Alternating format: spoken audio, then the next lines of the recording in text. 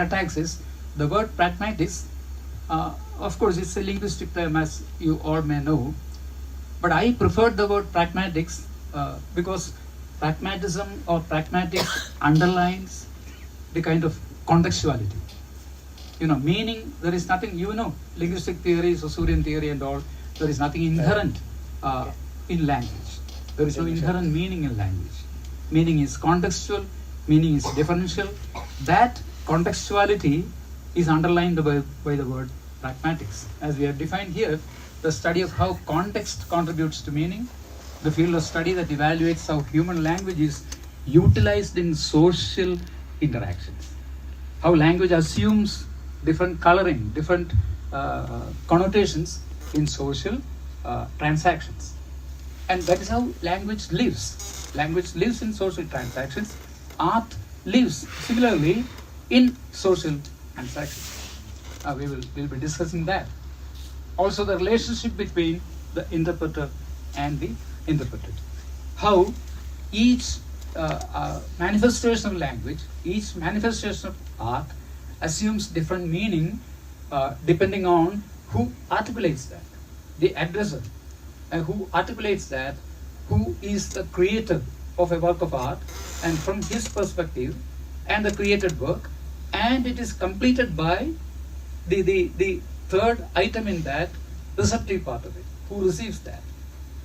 And this triad of a creator, the created work, and one who receives that or sees that. And it is this triad that actually it's highly philosophical or spiritual, because when you think of the world as a created work of art, God as a creator, and we come to know God through his created work, what we call via naturaliter negativa, coming to God through his, or coming to know of God through his created work of art. So it is this kind of equation between the spectator and the creator through the created work that completes the whole process of artistic transaction and literary ending of this life, in life situations. And that's why I preferred the word pragmatics. Then something about parataxis. Parataxis, again, is a kind of linguistic term. It was coined in the mid-19th century. It comes from the Greek word side-by-side arrangement. Para is side-by-side. It is nothing but arranging things side-by-side. It's nothing but a kind of juxtaposition, and its relevance to modernism and postmodernism is that this practice of juxtaposition actually changed the whole scenario of art in modernism and continues to do that in postmodernism. How parataxis as an art practice manifests itself in what we call collage in visual art and montage in cinema, and how these two concepts, collage and montage, exercise their continuing influence on the world of art, the world of cinema, the world of literature.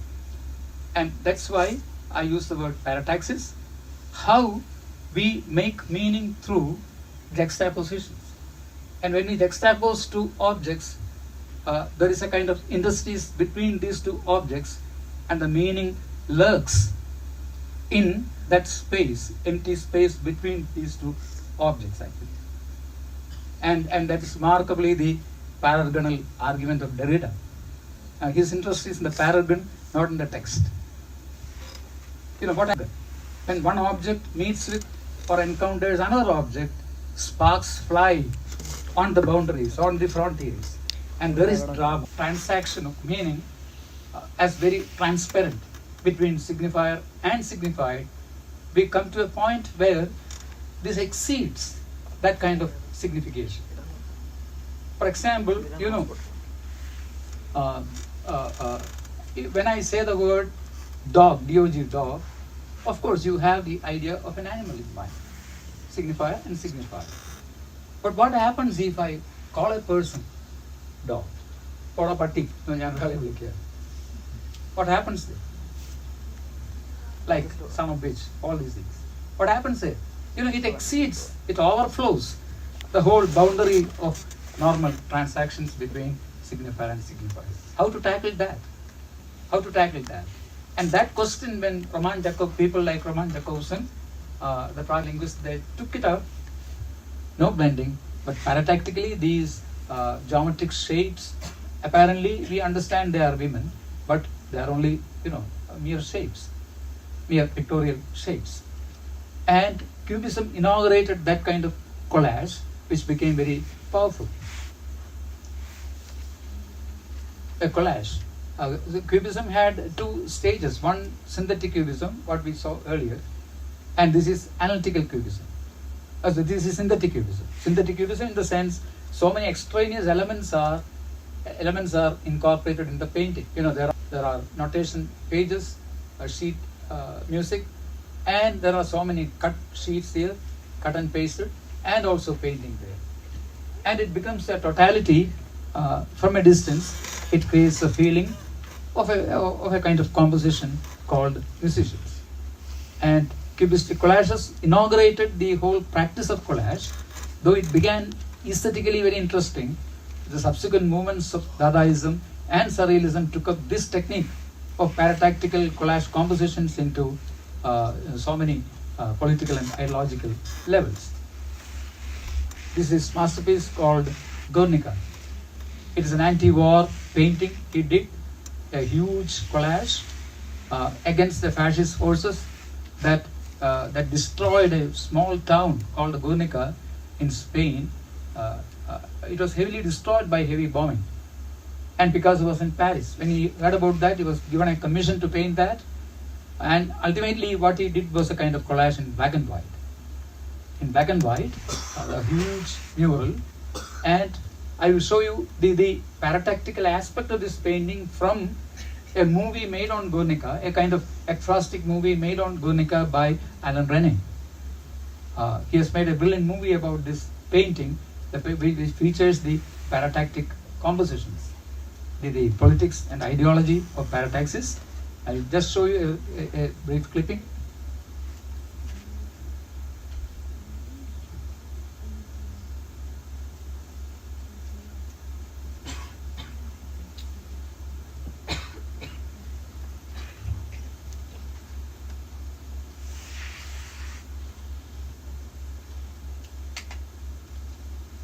I don't know why audio is not played. Brilliant. Something is wrong. But anyway, you can see in close-up all the different frames of the painting as discrete frames, discrete collage frames put together by Picasso. So these are all the elements in that, different images. And close up, they reveal the whole message, the anti-war message.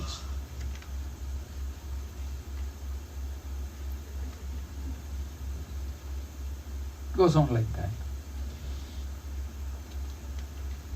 But since there is no audio, there is no point in running that.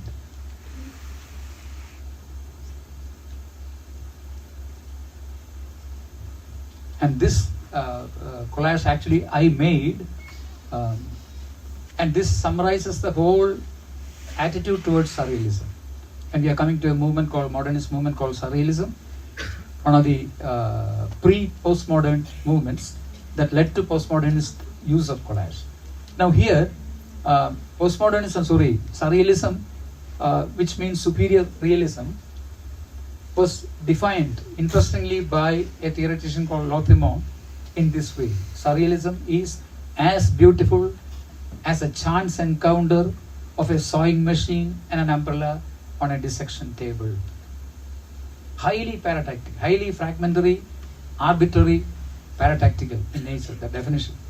It is as beautiful, the movement is as beautiful as the chance encounter, the accidental meeting. Accidental meeting of what? Of a sewing machine and an umbrella. Totally, unrelated objects. And they meet in a space that is totally alien to both. They meet in a hospital operation theatre. Imagine that kind of meeting, accidental meeting of an umbrella and a sewing machine on an operation table in a hospital. Surrealism is as beautiful as this meeting is. Is there any meaning in that? Surrealism apparently, the common attack is that it's nonsensical. It doesn't mean anything. They attack common sense. And how can it convey some meaning? Totally unrelated objects. Sewing machine, umbrella, hospital, operation table. Is there any connection we can make? Any kind of connection we can make from our life experience? Is there any relationship between a sewing machine and an umbrella? And what's the relation of a hospital theatre, operation theatre to both? Is there any relation? Apparently no. To our common sense, no. But we know, through analogy we know, some kind of stitching is involved in the making of an umbrella. Some kind of stitching is involved. Because the whole idea of stitching, suture, connects a sewing machine with an umbrella. You can't controvert that. Once you know that, you can't challenge the perception. Then come to hospital. What does a surgeon do in an operation theatre? Stitching, suture. The one single idea of suturing, stitching, connects an umbrella, sewing machine, and an operation table. You can't controvert it. It creates a kind of solid meaning through juxtaposition. That's what Lautréamont meant. It's as beautiful. The whole movement is as beautiful because it offers the oniric realm of images. Oniric means dreamlike. They explore human unconscious and they try to understand the language of the unconscious, the language of madness, the language of unconscious. What's the language of the unconscious? Totally disconnected, fragmentary. There is no syntax. It's against all kinds of modern linguistic syntaxes. It has its own grammar. Madness is a language, actually, as people like Foucault say. It's a language, but we don't understand its syntax. There is a kind of strong libidinal connection, unconscious connection, which is more realistic than the so-called realism. That's why they call themselves surrealists, kind of superior realism. And how they manifested that? Through kind of exploration of the unconscious and ferreting out images and presenting us these images in a paratactical collage manner for us to construct different meanings. So surrealism becomes very important movement so far as postmodernism is concerned. Now this is actually a creation by a Dadaist, actually not surrealist, Marcel Duchamp. And the title is Bride Stripped Bare of Her Bachelor's Even. Bride stripped bare of her bachelor's even. There is a bride, there are her suitors, bachelors. And what do you understand from that? It's actually kind of installation, etching done not with brush and all these things, but sharp pointed tools on glass, and the glass is mounted in the gallery, and he says this depicts a bride in the upper half and the suitors or the bachelors on the lower half. And only experts can explain this. As I showed, a symbolic scene of female figure, the bride seemingly undressing while being observed by a group of men, the bachelors. These are the bachelors, and on top is a bride. A commentary on the complexities of human sexuality and relationships, highlighting the idea of longing and unfulfilled desire. There is a barrier between the bachelors and the bride. They can't cross that barrier. They can't go up, like the id and the conscious. Like the unconscious where desire lurks. And that is the unconscious plane where the bachelors lurk there. Stripped bare, actually. The idea of longing and unfulfilled desire. The bride, she is an insect-like figure in the upper part of the glass. The bachelors are vaguely humanoid shapes in the lower section. It's a whole critique on the modernist idea of sexuality, the modernist idea of desire, sexuality, human unconscious. and explained in terms of machines, assembled actually. It's a kind of assembled figure, and Marcel Duchamp was actually an artist of assembling things.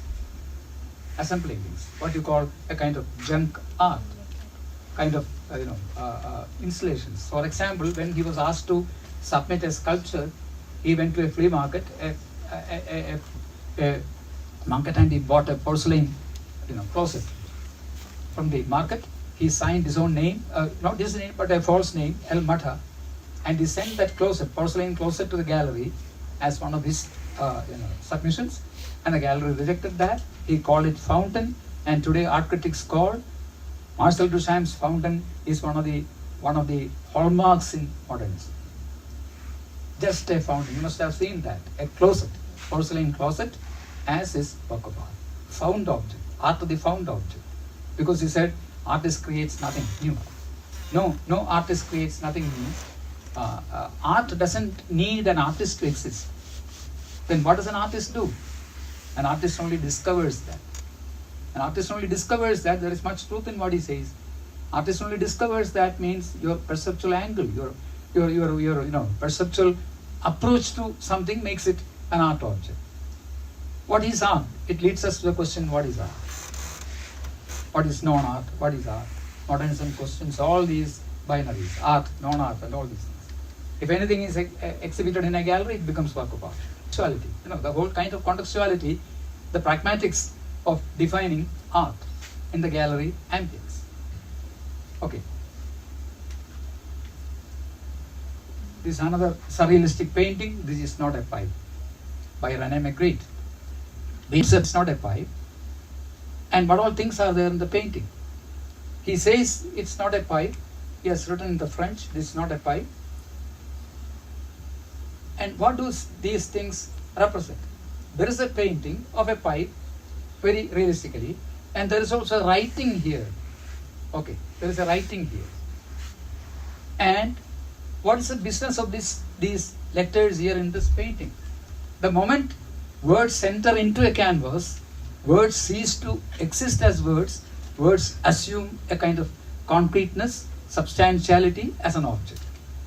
So here what you find is words become objects, and the object enters the world of discourse. This is not a pipe. So the object loses its materiality, its solidity. It is disseminated into the whole world of artistic discourse, meaning-making discourse, signification. So the object loses its materiality. The word assumes a kind of materiality. There's a constant interaction between the two. Okay, and the interest is in the margin between the words and the image. How do you distinguish that in a painting? Why do you say them as words? Why do you read it as this is not a pipe? Each word is an object. Suppose I paste a coin, 5 rupee coin, in my collage. Will you say this is 5 rupee coin? In a collage, it's not 5 rupee coin. It transforms into an object at the point. And all these things, interesting things, happen in modernism and postmodernism when things are juxtaposed, paratactically when they are placed side by side. And René Magritte is actually trying to posit this kind of interesting interactions between words and images. And in a sense, what he says is true. This is not a pipe. Then what is it? It's only a picture of a pipe, image of a pipe. And we know an image is not an object. He interrogates the whole idea of, images, reading of images, dissemination of images, and the difference between image and object. The whole wide world of etymological discussions are inaugurated by this painting. And interestingly, Michel Foucault wrote a book under this title, This is Not a Pipe. So there was long dialogue going on between Foucault and René Magritte. And Foucault wrote a book, title is This is Not a Pipe. A painting by Oedipus, by Max Ernst, called Oedipus Rex. A kind of collage of images. Why does he call it Oedipus? That's the whole question. What exemplifies it as the story narrative of Oedipus? Can you connect it with this Soviet Oedipus? The nail. Hmm? The nail. The nail is there, this nail is there, and also a hacksaw slicing a nut-like object. It represents the eye. You know how Oedipus went himself blind on learning that he killed his father and had committed incest with his mother Jocasta. The theme of blindness. In other words, it depicts a theme of blindness which was very, very seminal to most of the modernist movement, especially to surrealism. You know, being surrealist, their domain was the human unconscious. It was a journey inward. It was an inward odyssey, and they looked within, and they wanted to articulate the images of the subconscious, and they realized that in order to have this kind of insight, they have to shut all sight. You shut your sight, and you get insight. The whole conflict is between sight and insight, and blindness was a consistent theme with surrealism. I'll show you a clipping.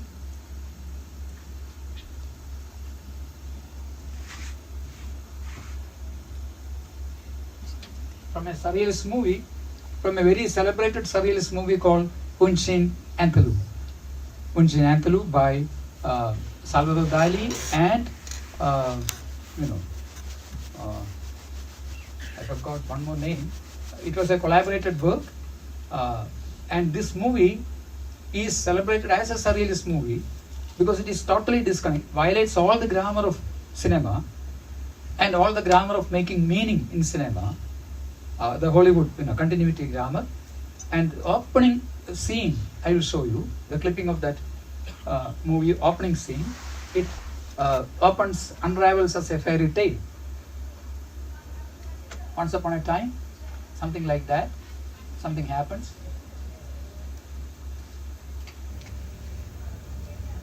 Once upon a time, is going to tell us a fairy tale.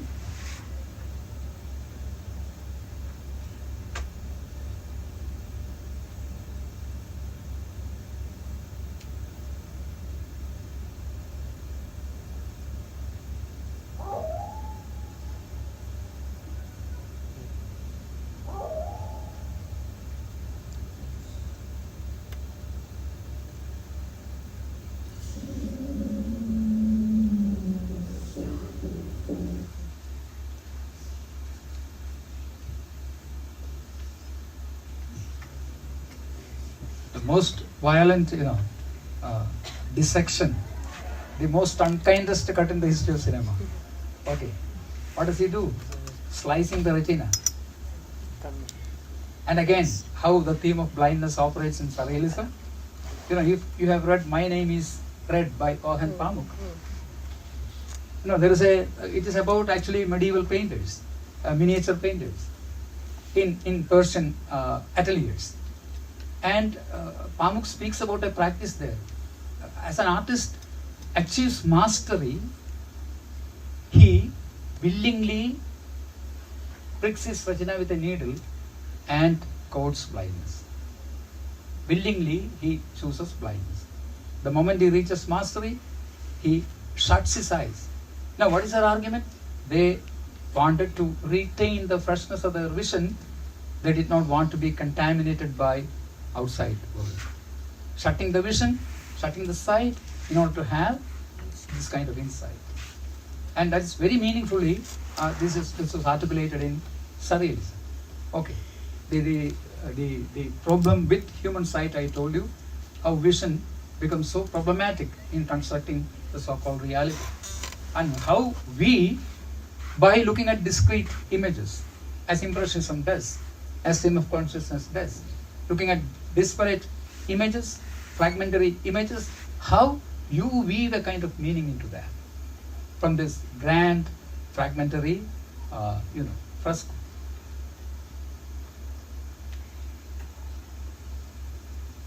Then from there, I will just wind up. From there, when we come to a kind of Dadaist collage, another movement. This is a kind of paratactical practice of Dadaism. Dadaism was an anti-art movement that challenged all the established notions of art. Marcel Duchamp, I showed you, he was a Dadaist. And this is a celebrated woman Dadaist artist called Hannah Hock, the beautiful girl. The fact that collage is frequently sourced from mass-produced advertising and journalism collapses the boundaries between high and low art. Collage, you take newspaper clip, you take a notice, you take a brochure, you cut them, you paste them. So where is high art? Like, what Renaissance artists were doing on the canvas, and the whole distinction binary between high and low are totally demolished. And collage was an art form that offered this kind of critiquing of this kind of binariness of high art and low art, the hegemony of European Western tradition. Then, the act of making a collage is literally iconoclastic, because the Greek word for iconoclastic means image breaking. Literally, collage is kind of image breaking. They cut them into pieces and pasting them. So literally, that whole practice is iconoclastic. Cutting up source material implies a rejection of its worldview. Then third point is, the recombination of these elements gives a free play to the artist's desire to reshape the world. You are reshaping the world by cutting them, by arranging them in your own configurations. That kind of artistic freedom is given by the practice of collage. Yet another collage. I am not going to explain because they are interesting things to show.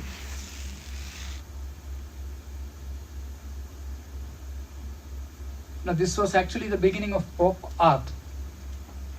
In the 1960s, a painting like this appeared. Richard Hamilton, Just What Is It That Makes Today Homes So Different, So Appealing? That's the title. And if you look at the painting, all the objects of the so-called modern urban life are used as a collage in a kind of montage way in that painting. All these objects are discrete, but the image the idea we construct is a kind of totality of the modern life.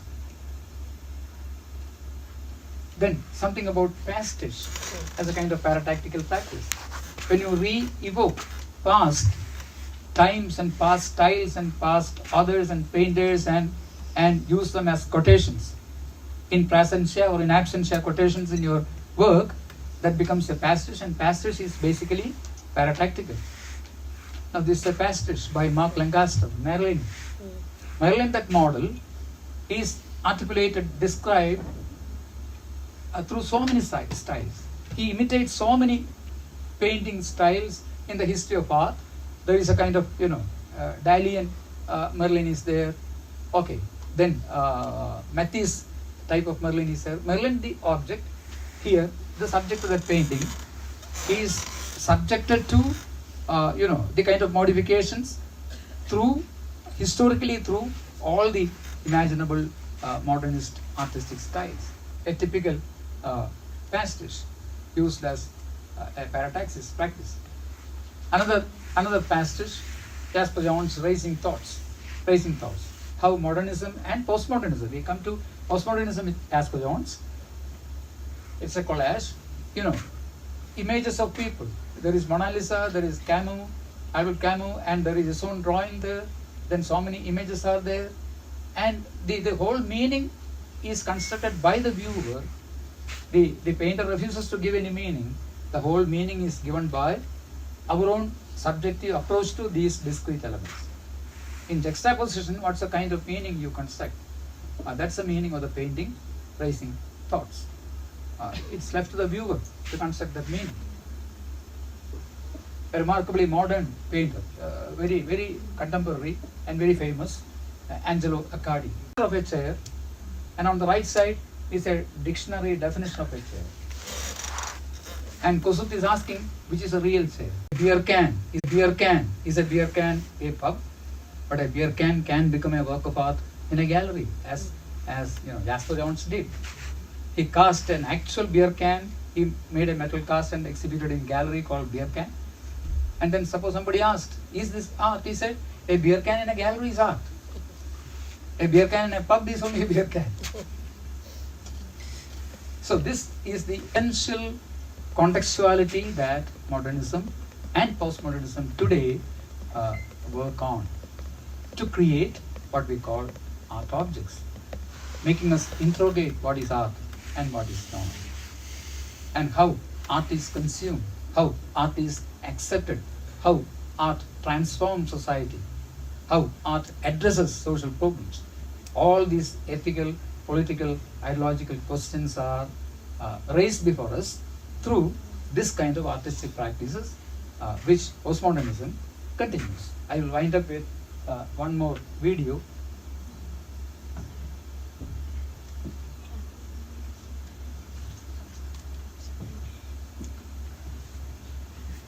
Okay, how you must have heard about installations, and postmodern art is mainly known for its installations.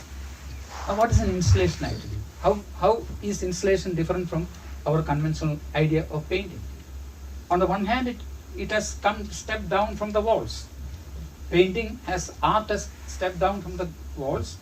It has gone out of galleries into open spaces, and art becomes a kind of expression, not merely a kind of a depiction articulated on a canvas, but art becomes a kind of expression and all.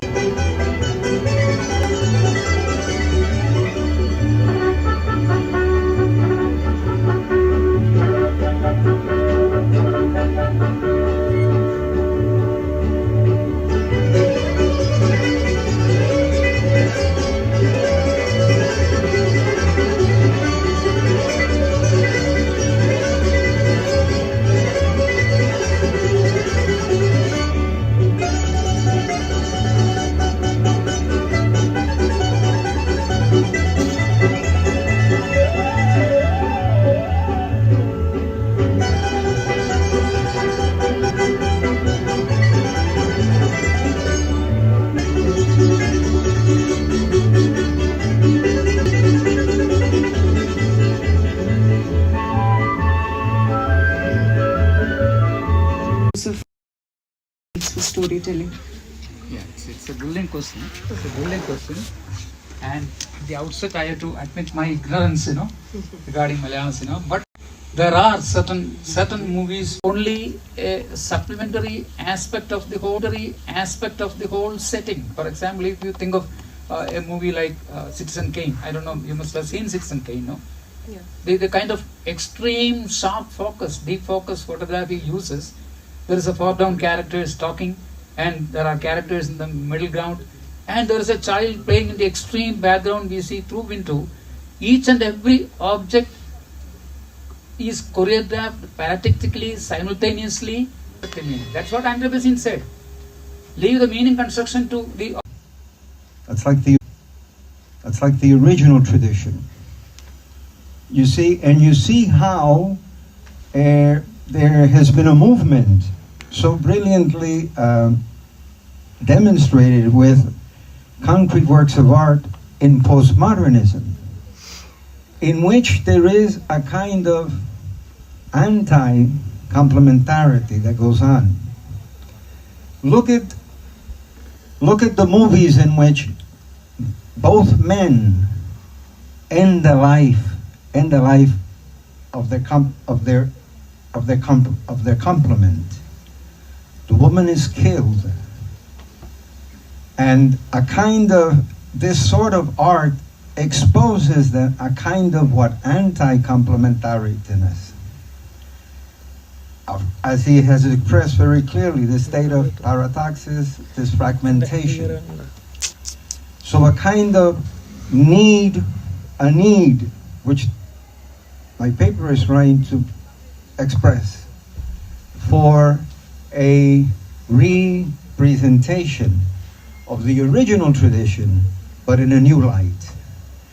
Because as we see these things, that is exactly what is going on as he presented. There is even a sort of element of the diabolical, where human beings are no longer in the image and likeness of God, but in the image and likeness of what? The whims and the capri and whatever it is we want to be. Rather than men and women, for example, who marry, who have children, who have to raise them to be virtuous, and obviously have to give them models of virtue.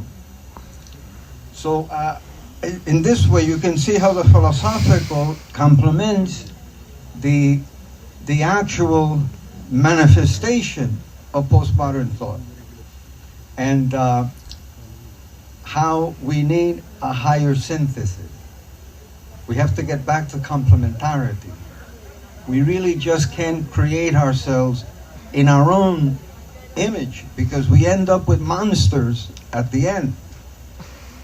And according to the original tradition, we are in the image and likeness of God. So there is reflection that has to be done philosophically to get back to that original complementarity that I have expressed as grounded in the idea of Christ's dictum, Pater et ego, unum sumus. The Father and I are the one. We are the ultimate expression of divine complementarity. The constitutive complementarity that creates all things in a state of complementarity. To walk away from it, we enter into degrees of the diabolical almost. There is no longer any reason for existence. Men kill women, or they seek them for pleasure. So this is the state of things, and he has presented it brilliantly with his various examples, so vividly that you see that indeed there has to be a movement to appreciate what is good and at the same time transcend the limitations of this perspective, to get to that original moment in which we are indeed in a state of complementary relationships. Do you see? Okay. All right. Thank you so much. Thank you, Doctor. Thank you so much, Father. Now it's time to honor our chief guest, and it's our pleasure to invite Reverend Father Jacob Baijuben to present the token of love and appreciation to Professor Dr. Robert Peter Beddoe. Sir, Father, please.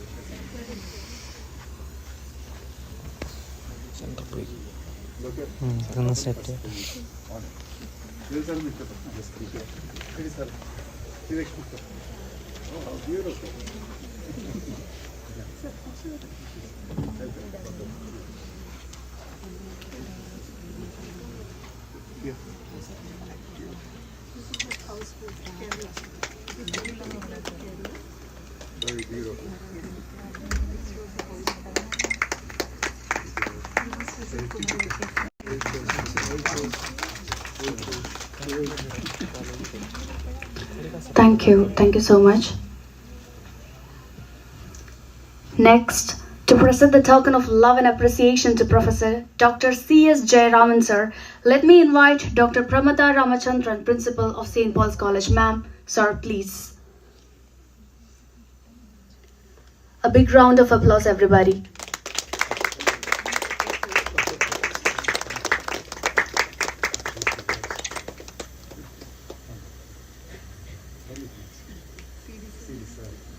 Thank you so much, ma'am. Thank you, sir. Next to honor Professor Dr. C.D. Sebastian, sir, let me invite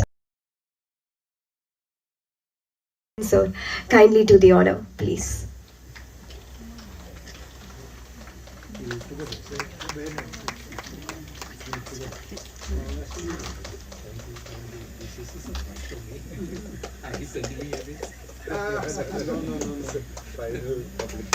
Let's hear it.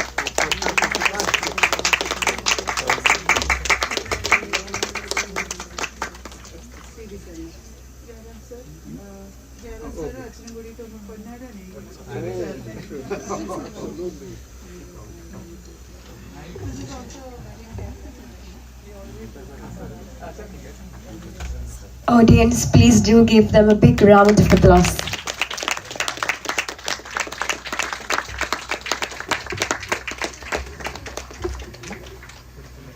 Thank you all for your attention and enthusiasm throughout this insightful seminar. And there's an important announcement. Those who are here for the paper presentation, please proceed with the lunch as we have very short period of time. And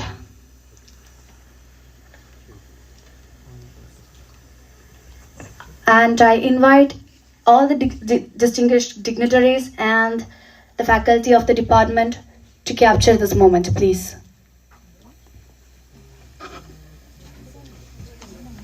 I request the students to assemble for the photo session. Come forward and assemble.